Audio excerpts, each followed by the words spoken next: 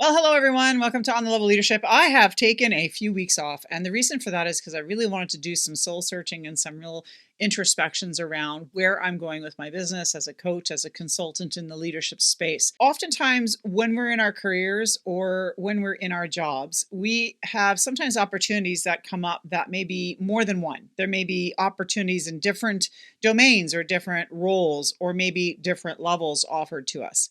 And we often get challenged with the choices. I know I've had a couple clients recently who really struggle to make decisions around their career pathway. I've dealt with a couple of clients actually very recently who had several offers on the table and had to try to figure out which one to take.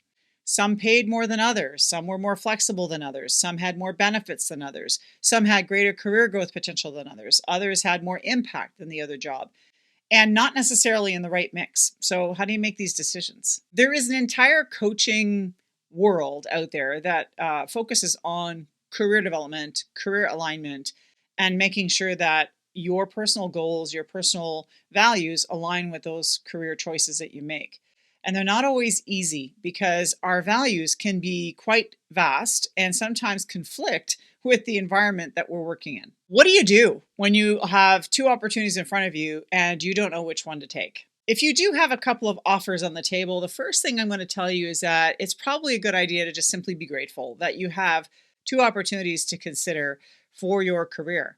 Now, they may not be exactly what you were looking for, but nonetheless, if you have two organizations or two groups or two people interested in hiring you, it's because they saw something in you that was of great value and in their mind aligned with what they were looking for.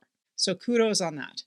But the second thing I would say is really get to know yourself intimately. If you don't already have a good, clear sense of you, I would recommend you take some time. Go be quiet somewhere. One of the things that really occurred to me in the last 4 weeks is that the realization of how loud my world is.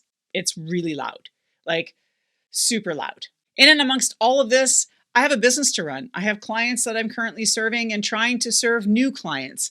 I'm looking at developing programs and trying to figure out my strategic direction. I'm taking a course, I'm being coached. There is so much going on. There's financial stresses and strains, and paying the bills, and getting mortgages renewed, and so much noise. There's one thing I hate. All the noise. The thing that one has to do, and is probably one of the hardest things to do, is to become quiet, silent. Go sit somewhere.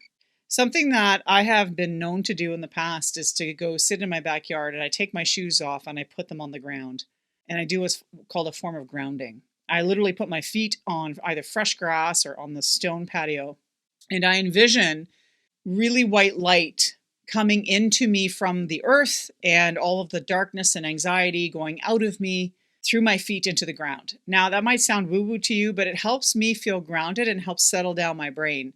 And once I'm able to get a little bit quieter and settle my brain down, I just ask simple questions and then I try to wait for the answers.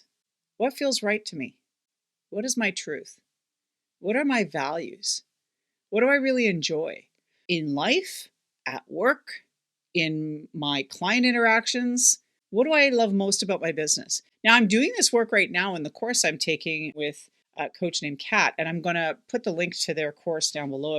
If you're a coach and you're interested in coaching or being coached and learning about the coaching business, I would recommend you join their group. There's value in this, even when in the clients that I'm serving right now who are challenged with career choices in their lives. It really comes down to your values and what you really are looking to achieve in your life over time. Like, what are your goals? And people always say, well, that's just a simple question. What are your goals? Like, who cares what your goals are? Well, I care what your goals are because your goals and your values are super important, because if you don't align your career aspirations with those in some way, you're going to find yourself really miserable in that job. You're going to feel out of place. You might not be successful in it. And you might feel like your confidence takes a beating because you're not in the right place. It's not for you. So what are your values? Because if your values don't align, like my values no longer aligned with the job I was in.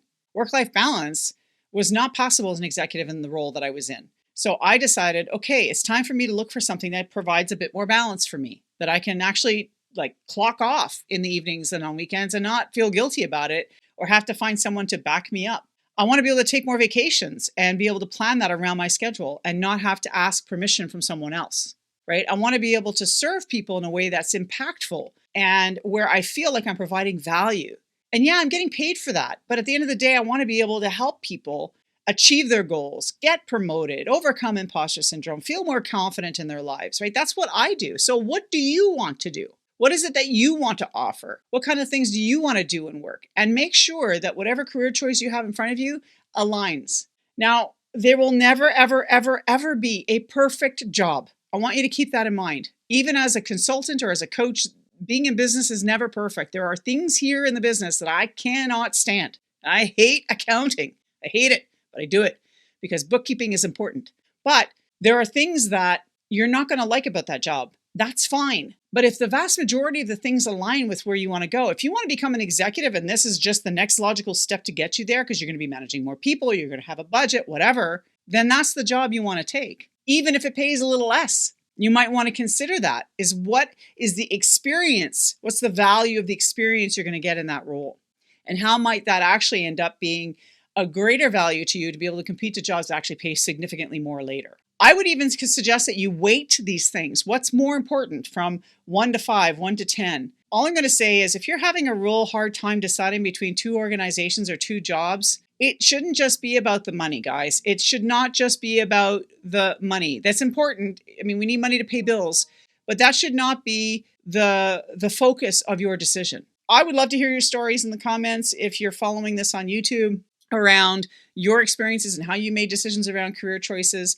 I wish you all the best out there. I know for me, I'm going to have to make a decision. Am I a coach? Am I a consultant? And I haven't gotten to that place yet. And I know how difficult it is to make these decisions because we want to do good things. We want to make great money. We want to be able to support our families and be able to live the lives that we want. Thanks again for being here this week. I really appreciate the time you take to watch or to listen to any of this information that I provide you.